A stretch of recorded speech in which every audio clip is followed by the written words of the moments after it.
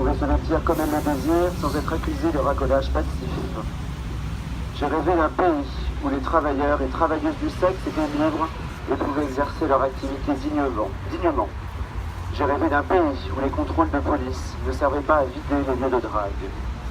J'ai rêvé d'un pays capable d'intégrer les immigrants au lieu d'organiser des vols groupés.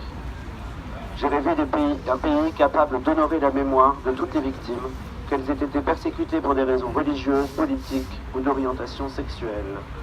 J'ai rêvé d'un pays où le souvenir des déportés homosexuels d'hier, et malheureusement d'aujourd'hui, n'était pas interdit par les homophobes d'aujourd'hui. J'ai rêvé d'un pays où nous n'hésitions pas à nous faire dépister pour nous préserver et préserver les autres. J'ai rêvé d'un pays où on ne risquait pas de perdre son travail, ses amis ou sa famille en parlant de sa sexualité. J'ai rêvé d'un pays où l'orientation sexuelle était une liberté fondamentale. J'ai rêvé d'un pays où les camionneuses et les lipsticks, malgré leur genre différent, vivaient heureuses et visibles ensemble. J'ai rêvé d'un pays où PD, goudou, bi, trans et hétéros marchaient main dans la main. J'ai rêvé d'un pays où les passants ne ricanaient pas en voyant une affiche où étaient inscrits des mots tarlouse, PD, queen.